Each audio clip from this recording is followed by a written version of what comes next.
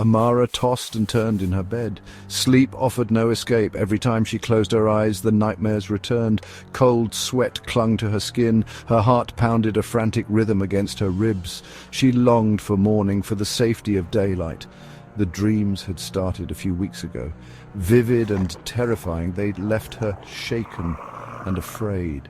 Each night the same scene would unfold, an old, ornate mirror, a woman trapped inside, and the feeling that something sinister was watching her from the shadows. I can't keep living like this. I have to find a way to stop the nightmares. Amara sat up in bed, pushing her tangled hair away from her face. Moonlight streamed through the window, painting the room in shades of grey. She could still feel the phantom touch of icy fingers on her skin, hear the echo of a whisper in the stillness of the night. Fear, cold and sharp, pierced through her exhaustion. The woman in the mirror was a haunting presence. She was not just a mere reflection, but a ghostly figure that seemed to have a life of its own. Every night as the clock struck midnight, she would appear, her image growing clearer and more menacing with each passing second. Her skin was pale and cold, stretched taut over sharp bones. It was as if she had been drained of all life, leaving behind a hollow shell. Her face, though beautiful in a haunting way, was a mask of sorrow and anger, a testament to the torment she had endured. Her eyes, wide and hollow, stared out with a mixture of sadness and malice.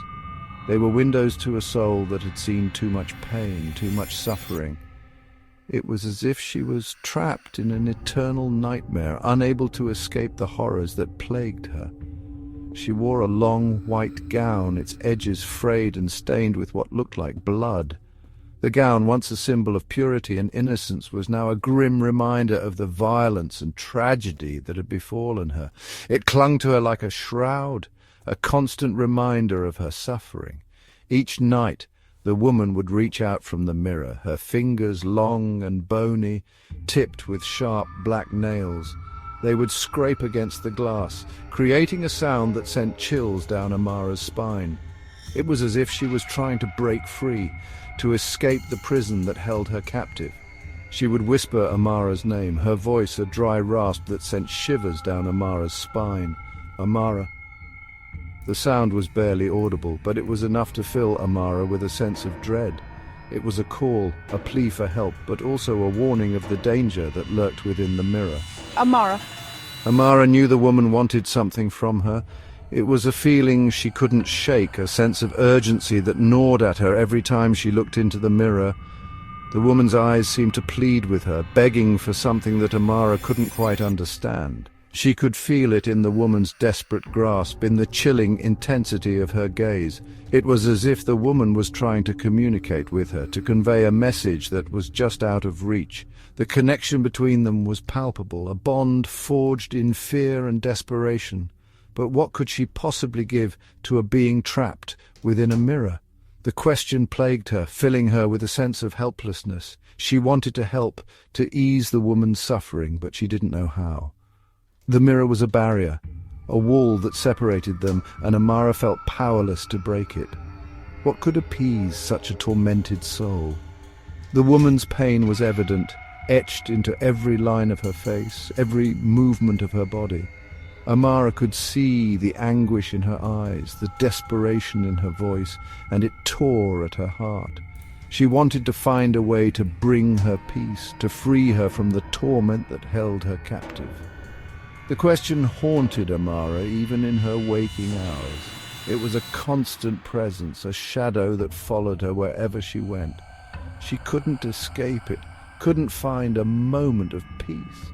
The woman's image was burned into her mind, a haunting reminder of the suffering that awaited her every night.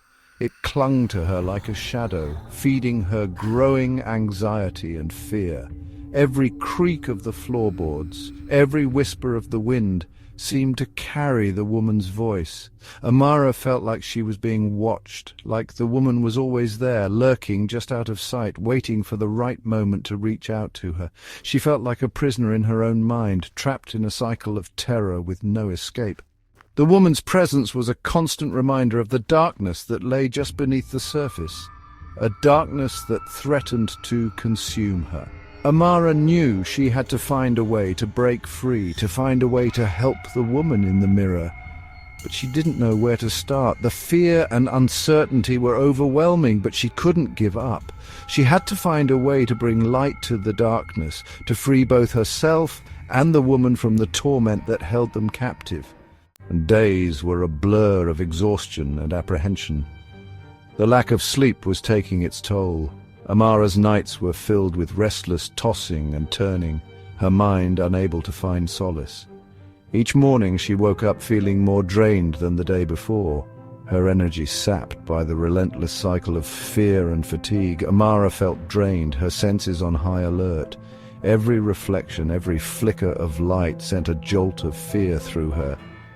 She couldn't escape the feeling that she was being watched, that something sinister lurked just out of sight.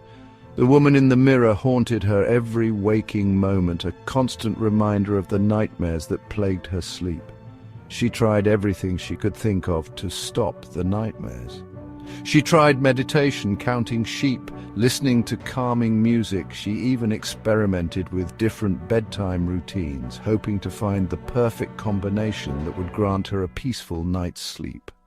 But no matter what she did, the nightmares persisted, their grip on her mind unyielding. She even tried sleeping with the lights on, but nothing worked. The woman in the mirror always found her. The soft glow of the lamp did little to chase away the shadows that crept into her room, and the fear that gnawed at her heart only grew stronger. Amara felt trapped, unable to escape the terror that had taken hold of her life. Maybe journaling will help. I need to put these nightmares into words. If I can just get them out of my head and onto paper, maybe they'll lose their power over me. Maybe I'll finally be able to sleep without fear. Desperate, Amara started journaling. She hoped that by putting her nightmares into words, she could somehow diminish their power over her. Each night she sat at her desk, the dim light of her lamp casting long shadows on the walls, and poured her fears onto the pages of her journal. She wrote about the woman in the mirror, about the terror that gripped her heart, about the sense of impending doom that followed her like a dark cloud. She wrote about the woman in the mirror, about her fear, about the growing feeling of dread that followed her like a curse. The act of writing was both cathartic and terrifying, forcing her to confront the darkest corners of her mind. But as the words flowed from her pen, she began to feel a glimmer of hope, a faint light at the end of the tunnel. But the journaling only seemed to amplify her anxiety. The act of writing forced her to relive the nightmares in vivid detail, etching them deeper into her mind. Each word she wrote felt like a step deeper into the abyss, and the more she wrote, the more real the nightmares became. The woman in the mirror seemed to grow stronger, her presence more palpable with each passing day. Don't forget to write in your journal today, Amara. The words echoed in her mind, a reminder of her desperate attempt to find peace.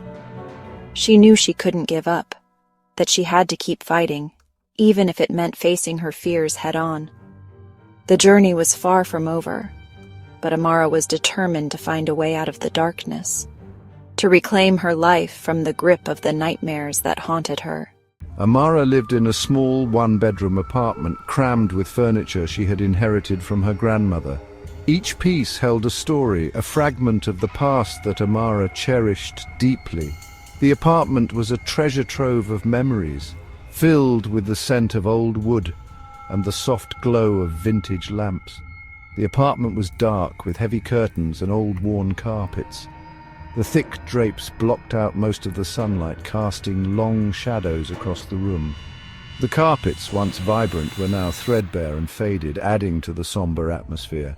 It had always felt cozy before, but now it felt oppressive, like the walls were closing in on her. The once comforting embrace of her home had turned into a stifling grip, making it hard for her to breathe. She often found herself pacing the small space, trying to shake off the feeling of being trapped. The centerpiece of her living room was a large antique mirror. It dominated the room, its presence impossible to ignore. The mirror seemed to draw the eye, its surface holding a mysterious allure that was both captivating and unsettling.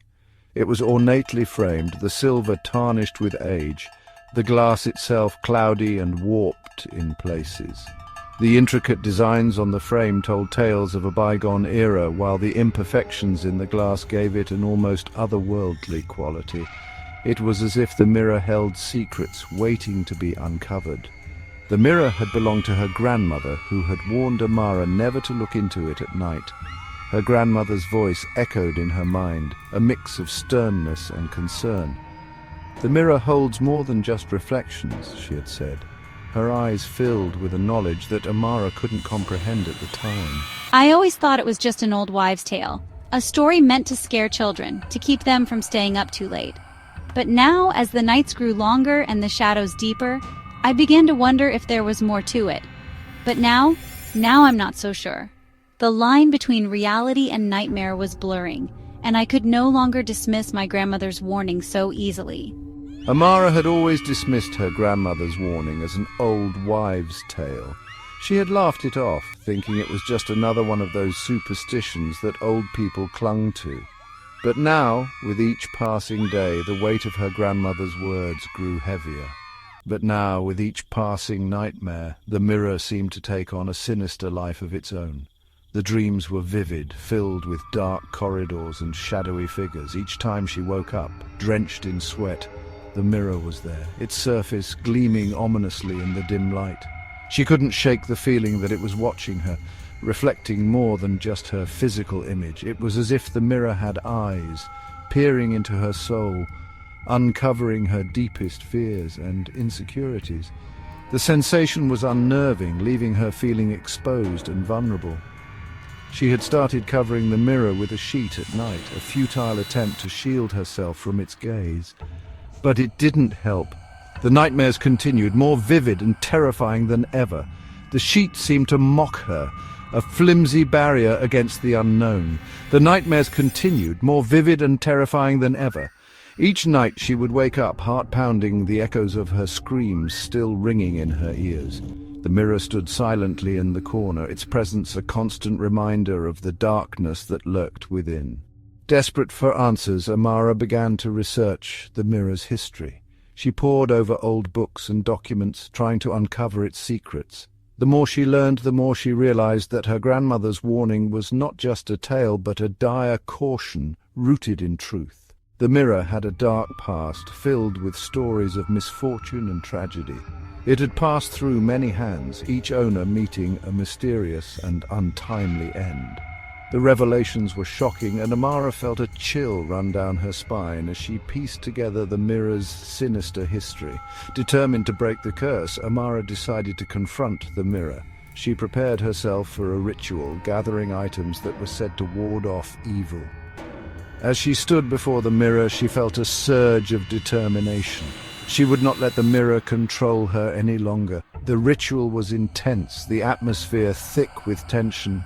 Amara chanted incantations, her voice steady despite the fear that gripped her heart. The mirror seemed to resist, its surface rippling as if trying to break free from her hold.